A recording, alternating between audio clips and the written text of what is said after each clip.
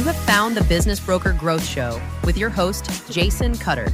This is the podcast for brokers who are ready to stop hoping for deals and start growing their pipeline. Our goal is to bring you strategies, stories, and insights that will be a catalyst to move you quickly from transactional deal makers to trusted advisors. Time for Business Broker Growth.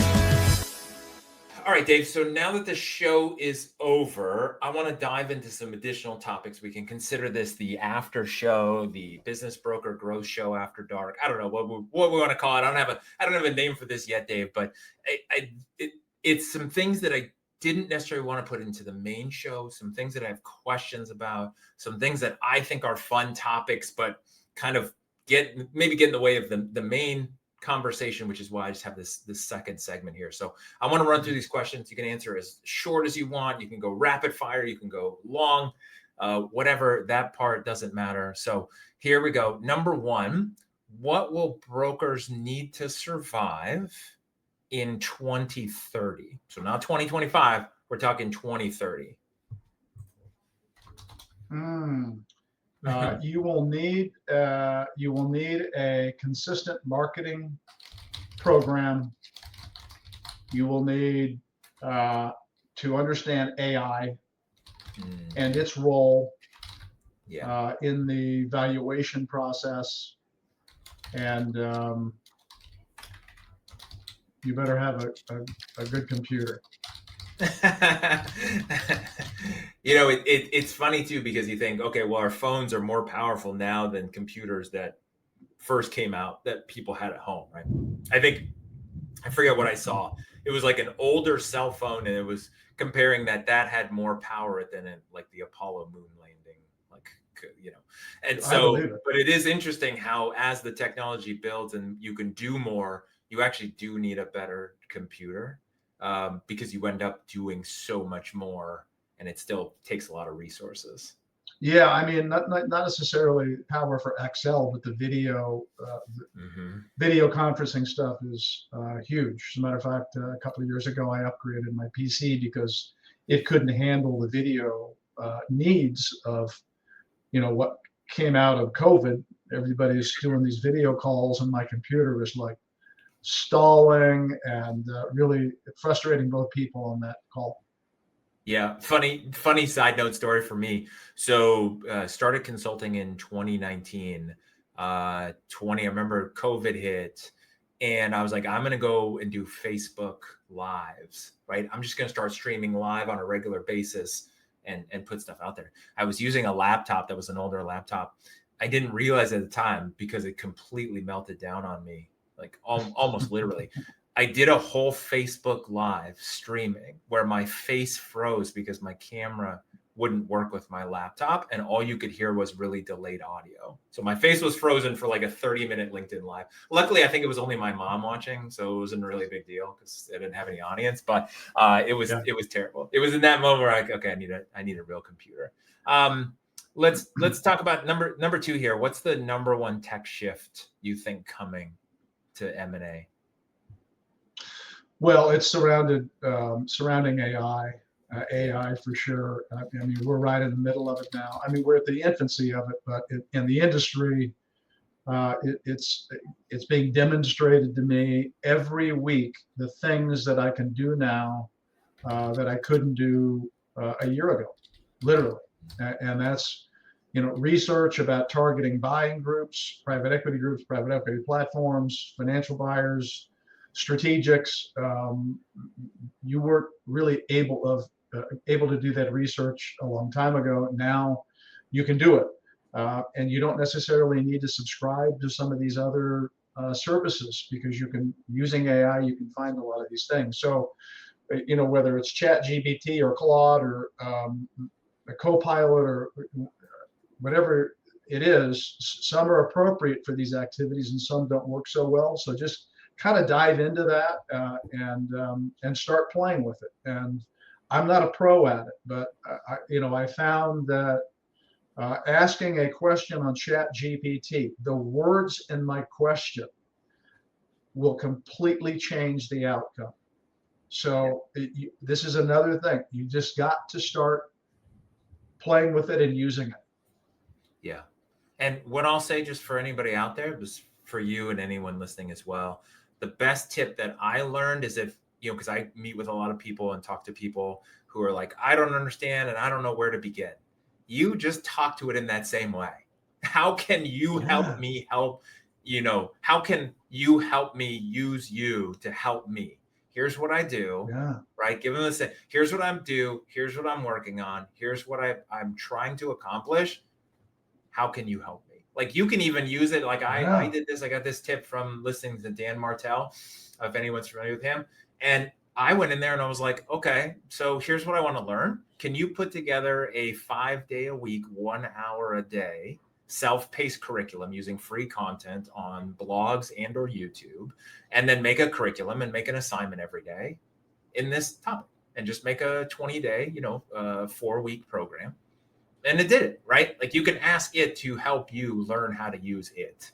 You don't have to have all the answers, which I think is great. It's fantastic. So one of the things, and I'm curious, because one of the things I appreciate and respect about you, with lots of brokers I deal with, but I know the horror stories on the other side that we talked about in the main episode, is the valuation piece, and the fact that you care about that and you want to put quality, not just quantity listings out there.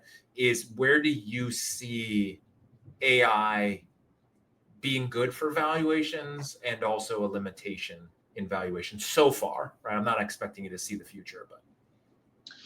Well, to do the valuation in a proper way, you're plugging in a lot of data, and it's not just about comparable data points. We all that have been doing this for any period of time subscribe to various databases, done deal databases, where we can, pull in data points to the software that we're using, and then analyze those data points to see if they're a fit, removing outliers and removing businesses that are too big for our subject and too small, those kinds of things. But there's other pieces, there are other websites and data to pull in, peer group data, and AI will identify these data points for you. But again, you can have erroneous information from AI because you didn't ask the question correctly. So don't assume that the output from AI is the end all be all, and it's exactly what you were looking for. So I'm going to use that. Well, don't make that assumption, because we're in the beginning stages of this, and it used to be, what was the analogy? GIGO, garbage in, garbage out. Yeah. It's kind of like that. If you ask a question that it doesn't understand, it's going to do the best that it can and maybe give you some erroneous data. So be careful of that. Yeah, and I think that's the biggest lesson, right? Like, it's the trust but verify thought process, which is, it gives you something that could be really good, it could be really wrong, it could be close, it could be accurate, it could be off. Obviously you have the experience and the gut instinct to know whatever it's spitting out, like, is that real? Is that not? Is it fit with you? So I think it's a really good tip. We're recording this September 2025, so we got 8+ months in. What's the biggest lesson you've learned this year so far? Well, the challenges of a new leadership in Washington, D.C., and their policies and their priorities.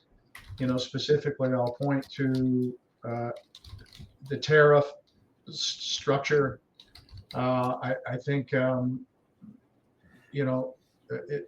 may end up being bad. It may end up being good. I personally think it's going to end up changing this country for extremely, extremely much better for all of us. But getting there has kind of created this instability, this unknown, this fear, if you will. And it's out of our control. And just keep plugging away. Be patient. Do what you do. Don't turn off marketing. Stay out there with a consistent message and keep doing what you're doing, despite all this noise. And keep believing in the skills that you have, the products that you're using, and everything will turn out. Don't quit. Don't stop. Don't stop. Next question. What are you most excited about doing over the next 12 months with your business? Anything exciting? Anything you have planned? Well, no, not that we've got planned. I keep receiving these gifts of these really unusual, unique businesses that really just fire me up. You and I were talking about one earlier, and I won't get into the details, but every once in a while, you get this one, you just shake your head at and go, man, how did you do this? Or it's so unique and so cool, not necessarily in a unique industry, but they found an angle. They found a niche, and they're exploring that. So, yeah. Yeah. I think that's what's fascinating and so fun about your business, the world of business brokers, is that even if someone focuses on one industry, no matter what, every business, every client is going to be different. They're never the same in every aspect. So you're not just pulling, a lever for the next 30 years, right? In a factory, it's completely different.